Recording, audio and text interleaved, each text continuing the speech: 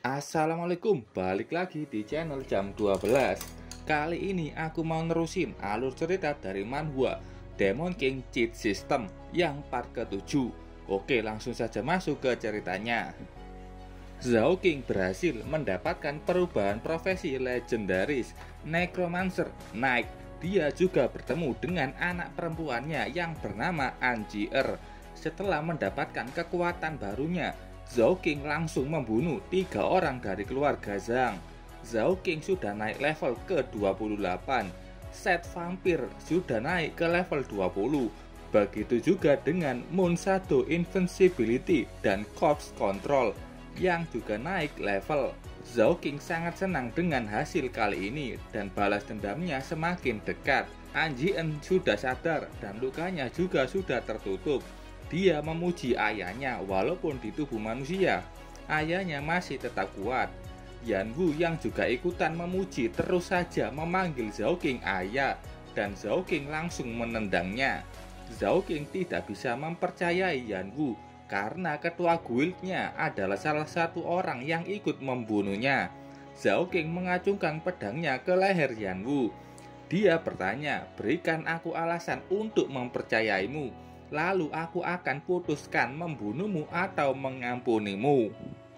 Yanwu dengan serius bilang ke Zhao King agar percaya kepadanya karena tujuan mereka sama dan dia akan ikut membantu membunuh Li Ziyu. Zhao King bingung kenapa Yanwu mengkhianati ketua guild yang sudah memberikan banyak sumber daya. Kata Anjier, Li Ziyu mendidik Yanwu untuk alasan yang lain. Semuanya dimulai karena kemampuan Yanwu. Li Ziyu mungkin belum sadar kalau Yanwu sudah mengetahui tujuannya. Yanwu punya kemampuan yang tidak dimiliki player lain, kemampuan meniru. Dia bisa mempelajari dan mengetes kemampuan orang lain. Kalau mau meniru kemampuan orang lain ada 3 syarat. Pertama, Yanwu harus menyentuh telapak tangan orang itu. Kedua, Yanwu tidak bisa meniru skill yang lebih tinggi dari kemampuannya. Ketiga, untuk setiap profesi, Yanwu hanya bisa meniru 1 skill. Setelah Yanwu mempelajari skill Li Ziyu, dia tahu kalau teknik terkuat Li Ziyu sangat spesial. Skill Limited Death Domination hanya bisa dipakai sekali. Li Ziyu bisa terikat pada sebuah mayat dan mewarisi semua skill yang dimiliki mayat itu. Yanwu setelah itu menyadari kenapa Li Ziyu selalu memberikan tatapan yang aneh. Itu mengingatkannya pada tukang babi yang bersiap membunuh babinya. Yanwu sangat marah setelah sadar kalau dia hanya digunakan seperti seekor babi yang saat sudah gemuk, Li Ziyu akan langsung membunuhnya. Yanwu bilang dia bisa memberikan informasi detail mengenai Li Ziyu dan tujuan mereka sama, ingin Li Ziyu mati. Anjier memberitahu dalam beberapa tahun ini, berkat Yanwu yang melindunginya, dia tidak mengalami banyak penderitaan. Zhao King sementara akan percaya bukan ke Yanwu, tapi percaya ke Yanwu karena Anjier. Kalau kau berani mengkhianatiku, kau akan mati. Zhao King bertanya, kenapa Anjier menjadi sangat lemah? Katanya, kekuatannya sedang disegel. Itu bukan karena Li Ziyu yang menyegelnya Zhang Hao. Dia adalah orang yang bertarung dengan Ade Salai dan ikut terkena ledakannya. Tapi ternyata orang itu masih hidup. Zhao King juga bertanya apa yang sebenarnya terjadi setelah Ade Salai mati. Anjier mengingat kejadian itu dan katanya pembantaian. 4 player itu membantai semua player demi hadiah dungeon. Kalau dari siluet pasti Zhang Hao, Li Ziyu, dan ada juga Liu Yi. Yang paling kanan ini belum muncul. Beberapa chapter setelah ini mungkin muncul. Zhao King panik dan bertanya bagaimana dengan orang-orang Ade Salai. Sebagian besar mereka ditangkap dan dijadikan budak. Tapi yakinlah, kebanyakan dari mereka berhasil lari dan saat ini mereka sangat aman. Saat waktunya tiba, ayah bisa mencari mereka. Zhao King mengira kalau dungeonnya sudah hancur dan penduduk di dalamnya melarikan ke bumi. Tapi bukan itu kenyataannya. Zhao King bisa langsung pergi ke dungeon mencari mereka karena dungeon itu tidak pernah tertutup. Bahkan setelah kematian Ade Salai, Anjier awalnya tidak tahu kenapa, tapi sekarang dia sudah paham.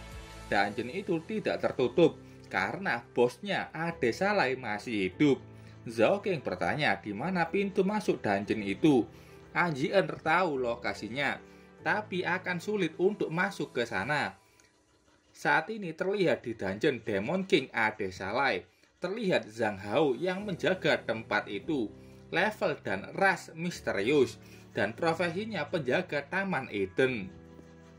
Sementara itu Zhang Jingjing yang sebelumnya pingsan sudah tersadar. Dia tidak melihat pamannya dan bertanya apa yang kalian lakukan, kemana paman dan teman-temannya. Mendengar kata jangan khawatir dari Zhao King, dia mengira kalau pamannya tidak dibunuh.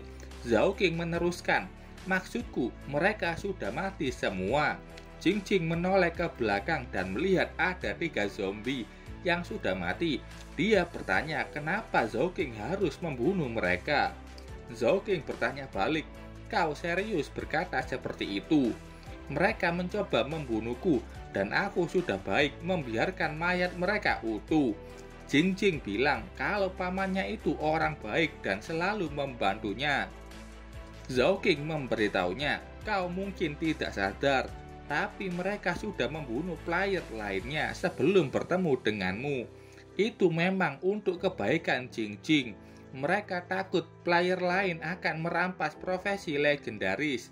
Jingjing masih tidak percaya dengan fakta mengejutkan itu. Zhao King tidak peduli dengan Jingjing percaya atau tidak, karena mereka sudah mau pergi keluar dari dungeon. Anjier bertanya kenapa tidak membunuh Jingjing saja. Dia pasti punya orang di belakangnya yang punya kekuatan luar biasa. Kata Zhao King, biarkan saja. Kalau mereka mau membalas dendam, akan kubunuh mereka semua. Dan mungkin saat itu dia mendapatkan XP tambahan. 3 hari kemudian, terlihat Zhao King mengajak Xiao Xiao jalan-jalan.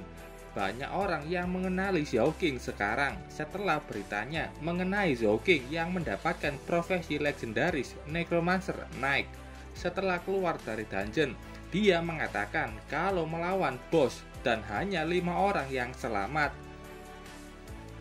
Zhang Hu bertanya siapa yang mendapatkan profesi legendaris itu. Zhao King dengan percaya diri menjawab, itu aku, apa ada masalah? Responnya banyak player yang mengajak masuk ke dalam guild. Ya, itu sangat wajar, karena ini adalah dunia di mana siapa yang kuat akan bertahan, dan dia pun akan mengajak orang yang punya profesi legendaris. BTW, Jingjing tidak mengungkap kebenaran yang terjadi di dalam dungeon. Melihat kakaknya yang terlihat murung, Xiao Xiao sangat ingin kakaknya itu sebahagia dirinya. Bagi Zhao King, melihat Xiao Xiao bahagia saja sudah cukup. Selanjutnya Xiao Xiao mau pergi ke taman hiburan. Saat Xiao Xiao berlari, dia menabrak orang dan itu membuatnya kesakitan. Pria itu meminta maaf dan bertanya, apakah Xiao Xiao baik-baik saja? Xiao Xiao bilang dia baik-baik saja dan mengatakan kalau dialah yang salah karena ceroboh dan tidak melihat jalan. Melihat pria itu, Zhao King menatapnya curiga, tapi beralih senyum setelah ditanyai Xiao Xiao. Dia juga meminta maaf, mereka terlalu fokus mengobrol sampai tidak memperhatikan orang lain. Pria itu mengatakan tidak apa-apa, dia juga punya adik dan paham perasaan itu. Setelah itu, pria itu langsung pergi. Zhao King sudah melihat status orang itu yang ternyata hanya level 10. Tapi kenapa orang ini membuatnya terancam? Dia sudah tahu, setelah kemunculan Zhang Souyi, ada kalanya panel level dan profesi bisa error. Zhao King bertanya-tanya siapa sebenarnya pria sebelumnya. Pria sebelumnya tampak melanjutkan perjalanan dan menuju ke satu gang kumuh. Di sana ada satu orang yang tampak menjaga satu tempat. Dan dia bilang kalau tempat ini bukan tempat yang bisa dimasuki sembarangan orang. Pria itu bertanya, maaf, tapi tempat ini wilayah geng Wild Wolf. Aku mau menanyai bosmu. Penjaga itu kaget bagaimana pria ini tahu kalau tempat ini wilayah geng Wild Wolf. Pria itu bilang menyingkir saja, tapi saat itu penjaga langsung memukulnya. Penjaga itu tidak akan membiarkan pria itu masuk. Pria itu yang awalnya tampak seperti pria lemah bangkit lagi. Kekuatannya muncul. Ada aura merah yang menyelimuti tubuhnya. Kau yang bilang begitu, tapi sebenarnya aku punya niat untuk membunuhmu, dan kau harus mati sekarang. Pria itu terlihat lebih ganas dari sebelumnya, dan beberapa waktu kemudian, GM asosiasi sudah sampai di tempat itu, dan melihat ke dalam sudah banyak mayat geng Wild Wolf yang tergeletak mengenaskan. GM bahkan bilang player yang dibunuh monster saja tidak sampai setragis ini. Setelah itu mayat sudah dikeluarkan dan GM bilang mereka dari geng Wild Wolf dan tampak dibunuh beberapa player. Rekannya bilang pembunuh player semakin merajalela dan kali ini lebih dari 10 player yang mati. Ada gambar Zhao-King yang memakai vampir set mencari XP. Tampaknya Zhao-King dicurigai. Di antara para korban, ada juga ketua geng dari Wild Wolf yang bernama Zhang Dazhuang yang level 50 dan tubuhnya dipelintir dan dipermalukan. GM bilang pembunuhan kali ini berbeda dari pembunuhan sebelumnya. Kali ini korbannya mati dengan sangat sadis. Dia yakin pembunuhan kali ini bukan dia yang melakukannya, dan kali ini pembunuhan yang punya tujuan tertentu. Rekan lain yang punya poni menutupi dahinya bertanya, apakah keduanya tahu tentang Violet Blood? Itu adalah obat ilusi jenis baru dan geng Wild Wolf yang menjualnya. Dia belum yakin apakah mereka mati karena itu. Tapi kalau benar ini bukan masalah sepele, dan para petinggi asosiasi sudah mengetahui dalang di balik Violet Blood, tapi petinggi itu tidak bisa bertindak. Alasannya sederhana, karena orang yang membuat Violet Blood adalah Raja Serangga Park In-chon. Dia adalah salah satu orang yang termasuk Awaken. Sementara itu, tampak Jing-Jing memasuki satu dungeon. Dia meminta maaf ke ayahnya karena tidak bisa menyelesaikan misinya. Ternyata ayahnya adalah Zhang Hao.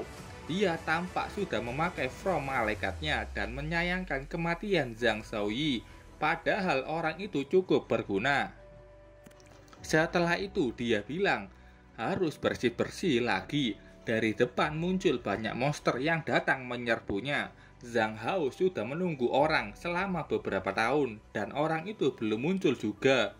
Zhang Hao menggunakan lingkaran sihir yang memunculkan sosok raksasa berjira lengkap dengan tombak cahaya, God Sign Judgment, Apocalypse Judgments. Teknik yang sangat kuat langsung menghancurkan semua monster itu sekali serangan dan membuat bekas lubang yang sangat besar. Di sisi lain ada 4 demon yang bilang gagal lagi dan malah memberikan orang itu banyak XP. Demon kecil yang punya telinga hewan dan membawa tabung di pangkuannya bilang, asalkan salah satu dari kita bisa mencapai dunia manusia, dia yakin dia sudah merasakan raja sedang menunggu mereka. Dalam tabung itu terdapat jantung yang kayaknya milik Adesalai. Dan mereka pun yakin raja mereka, Raja Adesalai, masih hidup di luar sana. Kita lihat ke pria sebelumnya yang di padang rumput sambil melihat foto perempuan. Entah ini adiknya atau istrinya. Dia bilang sudah menemukan jejak orang itu. Kembali ke sebelumnya, dia sudah mengetahui dari ketua geng kalau Park In-chon akan menghadiri pelelangan minggu depan. Setelahnya, dia langsung membunuh ketua geng itu dan dia akan menunggu 1 minggu lagi untuk juga muncul di pelelangan, dan setelah itu mereka bisa bebas dari rasa sakit. Sementara itu di kediaman Miyamoto, Zhao-King dan Nana melakukan sparring. Setelah sparring ringan, Nana bilang kekuatan Zhao-King semakin kuat setelah perubahan profesi. Zhao-King tersinggung karena barusan Nana tidak menggunakan seluruh kemampuannya. Nana meminta maaf karena dia terlalu lembut dan kalau mengeluarkan seluruh kekuatannya, tempat ini akan hancur. Zhao King pun mengajak untuk memilih tempat lain yang tidak ada orang lain. Keduanya sudah pindah ke tempat lain yang lebih luas dan sepi. Nana bertanya, apakah Zhao King sudah siap? Kekuatan penuhnya mungkin bisa membunuh Zhao King.